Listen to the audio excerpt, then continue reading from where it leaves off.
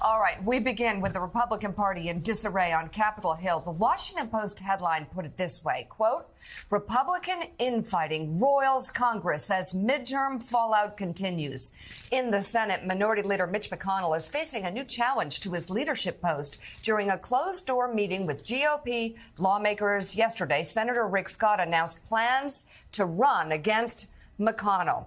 He later released a letter writing in part this: voters are begging us to tell them what we will do when we are in charge. Well, yes, they have been for quite some time. Rick, the problem is you told them what you wanted them to do, and they rejected it. Rick blames it on others. Unfortunately, we have continued to elect leadership who refuses to do that and elicits attacks on anyone that does. That is clearly not working, and it's time for bold change. I'll tell you what happened, and the reason why this meltdown is happening in the Republican Party is nothing like these midterms has ever happened before. When you really look at the numbers and look at what went down versus what was expected and what historically happens during midterms like this, wow, they got routed. And Rick Scott had a disastrous plan. Republicans were horrified by it. The fact that he also had one of the most disastrous midterms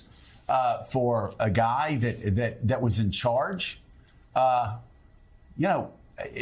timing of this is ridiculous. And actually, Mitch McConnell yesterday was asked about Scott's challenge, and he actually weighed in and talked about why Republicans did so poorly in the midterms this time. One of the criticisms from Senator Scott and others who agree with him is that your decision not to have an agenda to run on opened up Republican candidates to attacks, that they didn't really stand for anything. What is your response to the criticism that you are partially responsible for? Every one of our candidates knew what they were for, expressed it quite clearly. It's pretty obvious, and all of you have been writing about it, what happened. We underperformed among independents and moderates because their impression of many of the people in our party in leadership roles is that they're involved in chaos, negativity, excessive attacks, and it frightened independent and moderate Republican voters. And we saw that, which is why you all recall I never predicted a red wave. We never saw that in any of our polling in the states that we were counting on to win. There was no wave. We had national issue set that was favorable, but as a result of our own, the perception many of them had that we were not dealing with issues in a responsible way and that we were spending too much time on negativity and attacks and chaos, they were frightened. And so they pulled back. We, in two states, for example, got just crushed by independent voters, Arizona and New Hampshire. So we learned some lessons about this, and I think the lesson's pretty clear. Senate races are different. Candidate quality, you recall I said in August, is important. And in most of our states, we've met that test. In a few of them, we did not. Willie, I think it's very polite that Mitch McConnell said we learned a lot of lessons here, because Mitch McConnell knew the lessons as they were unfolding and kept trying to warn Republicans. In fact, in August, he talked about candidate quality. Everybody freaked out. It melted down.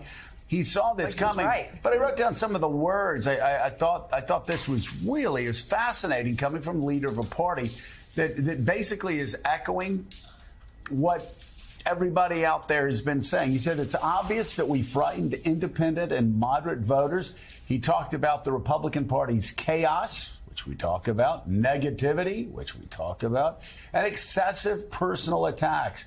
The issues were favorable to Republicans, but our own irresponsibility, negativity, attacks, and chaos led us to be crushed by independent voters and moderates.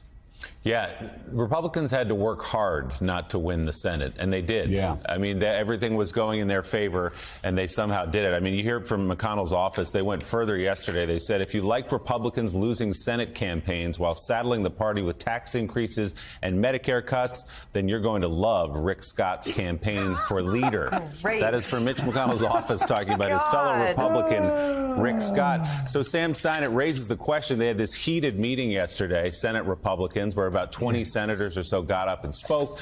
The topic was, what on earth happened in these elections? So the question for you is, as somebody who covers this closely, is there a chance that Speaker McConnell is unseated? Does Rick Scott have a real chance at this? No, he does not. It's still remarkable that he's doing it. Brazen is the word you used. I think that's probably the right word in this case. If you run the Senate re-election campaign arm and lose, and then decide you need a promotion, that's pretty brazen.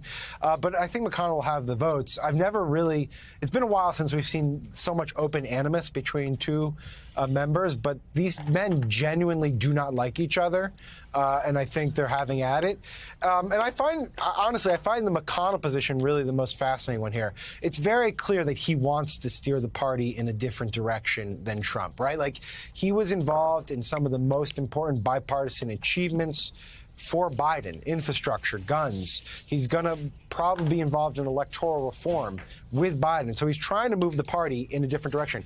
At the same time, he had the most important shot to rid the party of Trump, which was right after January 6th, when he could have pushed that impeachment proceeding through before Congress left, and he did not take it. And I'm wondering now if he looks back at all with some regret, thinking that he had a chance to maybe rid the party of Trump, which obviously was the anchor on the party's neck in this midterm elections. He didn't take it. Now he wants to do it again, but he's saying all this stuff and being challenged by Rick Scott right as Trump is reemerging on the political landscape with his third run for the presidency. So it's a fascinating, kind of weird position that McConnell finds himself.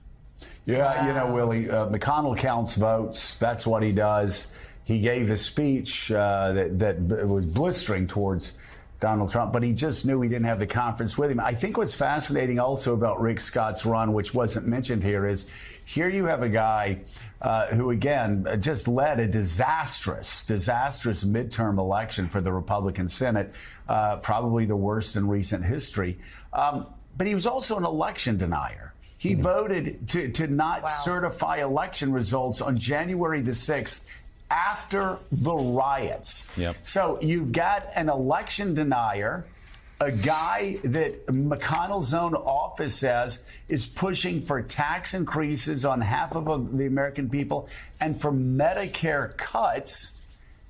And he chooses this time as an election denier, when, again, all election deniers lost, to run for office. It doesn't really, to run for this leadership office. It really doesn't make any sense.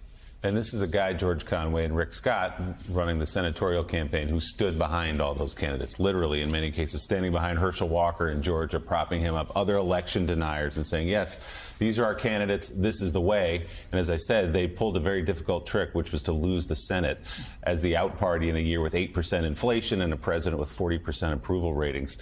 What do you make of this sort of intra-party fight going on right now? No, I think there's a vacuum in the Republican Party. It's been a party that has not functioned as a real political party for quite some time. It's much more of a personality cult. It's a party that didn't have, for example, a platform in 2020. And so now the only thing that was holding it together was loyalty to Trump and fear of Trump, and the fact that Trump could destroy any number of politicians who stood against him because of his popularity with the base. But now he doesn't have that power anymore. At least they don't think so. And now you're seeing the fissures, the cracks, as the mainstream people in the party who saw how Trump was bad all along and kept their mouths shut are now trying to gain some semblance of control.